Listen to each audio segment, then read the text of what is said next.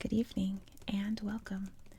Tonight we are going to go over the history and geography of Togo. You can see right here. It's a very narrow, very small country in Western Africa. Before we get started with that, don't forget that you can follow me on Instagram, where I post some behind the scenes pictures, sometimes some videos. I know there's going to be one coming up soon, but tonight I'm going to post a hint about what country we're going to go to tomorrow. It'll be in Europe. My European videos always get lots of views, so European viewers, take note. We're heading over there soon. And yeah, be sure to subscribe because tomorrow we're going to do another country, which my library didn't have very many books about, so then we're going to do another country not long after that. And I have a lot of books about that country, so we'll be there for a minute. It'll be the Middle East. And yeah, a thing got out on my comments yesterday about Will, who always comments, hello Will, asked about what order we go in, and I dropped a few hints throughout the comments, so there is an order to the countries I go in. You might notice if you watched my videos and pay attention to the dates is all I'm going to say. But Togo, that's who we're talking about today, is Togo. Togo, as I said, is in West Africa. It borders Ghana to its west. Up here on this border is Burkina Faso. And along this border we have Benin. And to its south here is the Gulf of Guinea, the Atlantic Ocean. In particular, the Bight of Benin is right along here. Togo has a really varied landscape going south to north. We start off down here in the coast along the beaches, and it's very lagoony as well because there are lots of rivers in Togo, and they run off here into the ocean. The capital city is here, Lomé. You can see that there. And also Togo's largest lake is in this area. It's right there. Can you see it? That's Lake Togo. And it's not even a lake, actually. It's a lagoon being fed from the Atlantic Ocean. Moving up here, we have the most mountainous area of Togo, the Togo Mountains. And they're called different things depending on which country the mountains are going through, because they do cross through Benin and Ghana, but in Togo they're called the Togo Mountains. Very rocky and hilly. The highest point of Togo is in this area, Mount Agu, you can see right there. And the Mono River flows down from some of the mountainous areas here, flows through the area. It's an important river because of this section right here is dammed, and that dam provides hydroelectric energy for at least the southern part of Togo. Most of Togo doesn't have electricity. It's very rural the further north we go. It gets very hilly, very forested up here, and once we reach this point, it's a savanna, dry and grassy. Oh, the other important river would be the Oti River, which flows from Benin right here and then creates the border with Togo and Ghana. Let's see. So Lomé, you see down here, the capital city, has half of the population of Togo living in it. There are lots of other big major cities. I think Sokode would be the next biggest one, followed by Kara up there. And, you know, it's a tiny country. There's not much to talk about with its geography because it's such a small area. That's pretty much the highlights, but very beautiful, lush forests all throughout Togo. There is a UNESCO World Heritage Site right around here or so. It is the village of Kutamaku, and they have really beautiful traditional mud houses with thatched roofs, really interesting architecture like nowhere else in the world. One thing they do there is that when someone new comes into the house, usually when a new baby is born, they'll build a mound of mud outside the door. So the whole family is depicted outside the house in low mounds. And depending on what coming of age or life change that person goes through, they do different things to the mound. Like they'll perform sacrifices on it or decorate it, things like that. Very interesting. Very cool little village. Let's see what else. The biggest crop out of Togo is cocoa, which you would know if you've seen my video on Ghana, its neighbor. Their biggest mineral would be phosphate, which is a highly valuable, very rough to mine mineral, as you'd know if you saw my video on Nauru. And you know what's interesting is that the majority population of Togo is Christian, but right behind that statistic, 33% of Togo identifies as animistic or Voodoo, that kind of belief, and then not far behind that is Islam. But for a long time, until not that long ago, the majority religion in Togo was native animism, native traditional worshipping, which is something that you don't really see a lot in this day and age. But officially, Christianity is the largest religion in Togo by population. But Togo is a very secular place. They have lots of secular holidays. I think that's about it. Let me go through the history, and as things pop up, I'll point out things if I've forgotten something. So, that's what I forgot. The name Togo means behind the river, which of course would be this river, and that's from the Ewe language. Ewe is the majority tribe in Togo.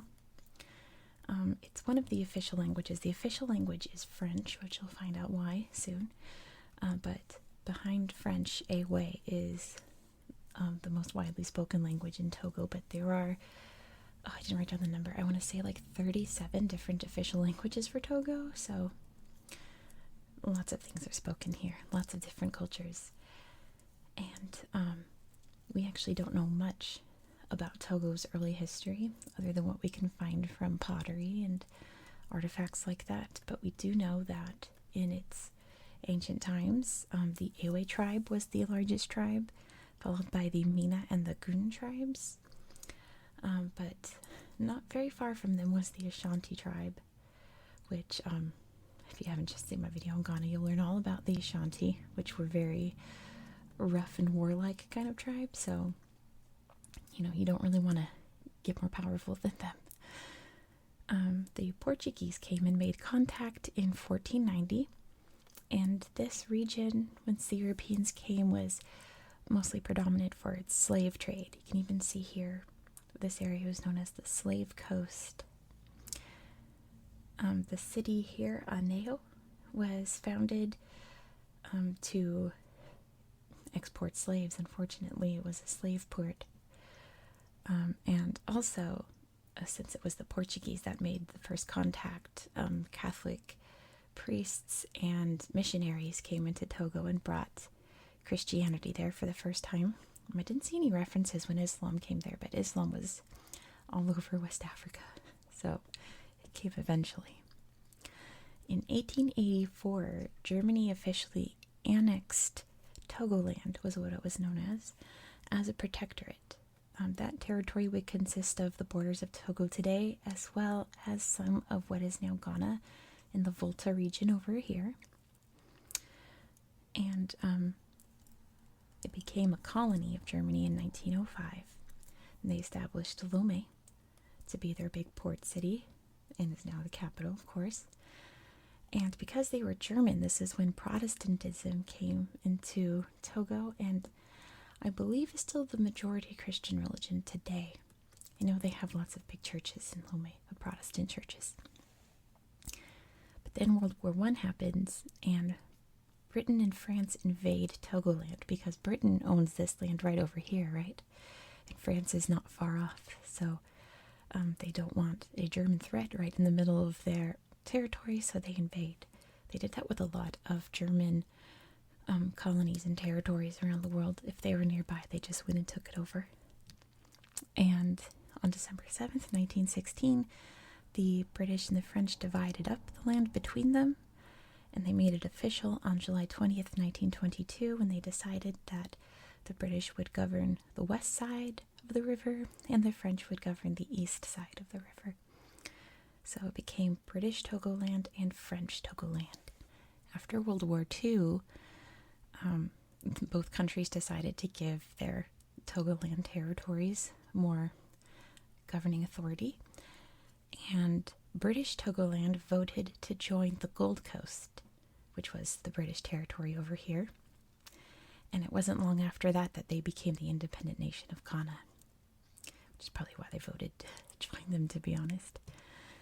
And then, on April 27th, 1960, the Togolese Republic was declared their own independent nation. It's still known as the Togolese Republic formally, but of course we all know it is Togo mainly.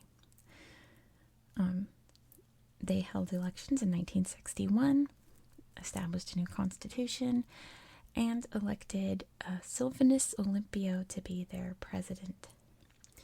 It was a pretty divided election. The opposing party boycotted the election entirely. So Olympio won with 100% of the vote. And he also tried to veer away from any French influence, which Togo had been heavily relying upon until then. And he tried to make allies out of the United States and the United Kingdom mostly, which was his unfortunate downfall because on January 13th, 1963, there was a coup against him and he was assassinated during that coup. The coup was led by a man named Eyademe Gnassingbé, but he appointed someone else to be in charge of the country, which also didn't work out because exactly 4 years later, on January 13th, 1967, he organized another coup and he established himself as president. Gnassingbé eliminated all the other political parties so that whenever another election would come around, he would be the only name on the ballot and automatically win. And he ruled over Togo very strictly for a very long time, until his sudden death on February 5th, 2005. Immediately, his son Faure Gnassingbé was made president, which people were upset about. So he officially stepped down for 2 months so that there could be an election, and magically he won the election. What a surprise. Of course, those elections were deemed very fraudulent, and there were many protests against him.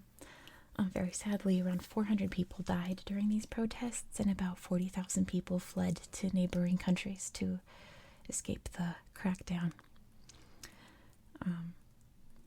Protests sprung up again in 2017 because that was the 50-year anniversary of the Gnassingbé family controlling Togo.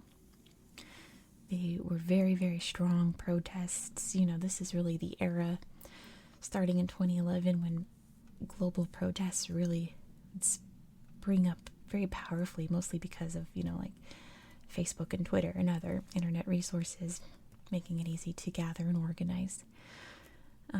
So since those protests were going on for many, many, many months, Gnassingbé said that he would limit how many times he would be reelected, and during the 2030 elections he would not be on the ballot,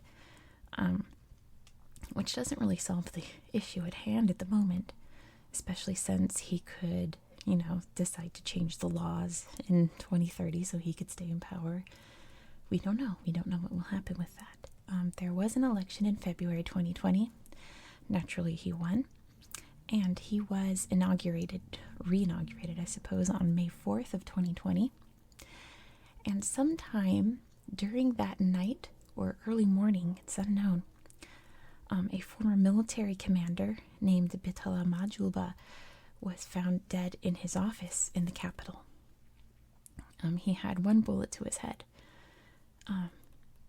So initially it was like a suicide, they announced, but there was no weapon to be found in his office.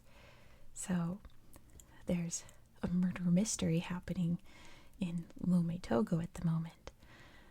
It's pretty contentious. For his culture, if someone dies in a very violent way, they have to be buried immediately. But of course, his body was taken to the morgue to be autopsied, and to this day, his family has not received his body, and they're very distressed about that.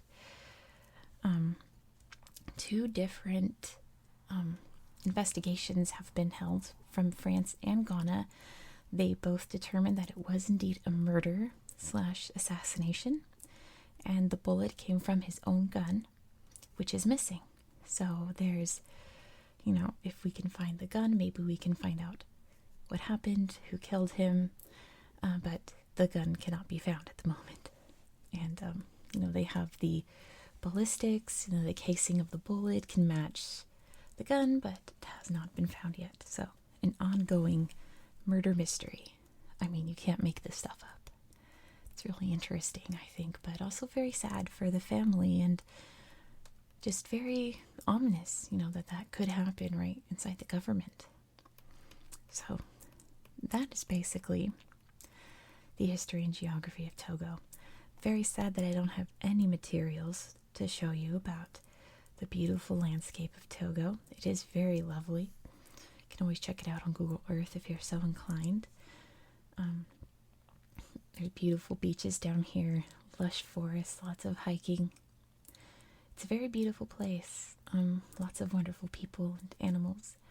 It's just very sad about the government being as corrupt as it is, and the press is not particularly free in Togo as well. So it's one of those countries that has a lot of opportunity and a lot of beauty, but it really just needs better leadership, or at least its current leadership, to start doing better, I suppose. But that is where I'll leave you for the night. Hopefully someday we can come back to Togo. I really want to do a language video. I know I haven't done language videos in a long, long time. That's mainly because I'm back to working full-time. When I was doing a lot, I wasn't working full-time because of the pandemic. And I need a lot of time to research languages to do it any kind of justice. Because I don't really want to go halfway in those videos, So I did want to do an Ewe language video a while ago when I was covering Ghana, but then I figured I'll just do it when I do Togo because there's way more Ewe people in Togo than Ghana, but still don't have time for that. I want to keep moving with the history videos because not only are those my favorite videos to make, but they also seem to be your guys' favorite videos too. So tomorrow we're going to head to Eastern Europe and learn about a country up there. So thank you so much for watching. I hope you found this video relaxing and educational. And I hope you have a very good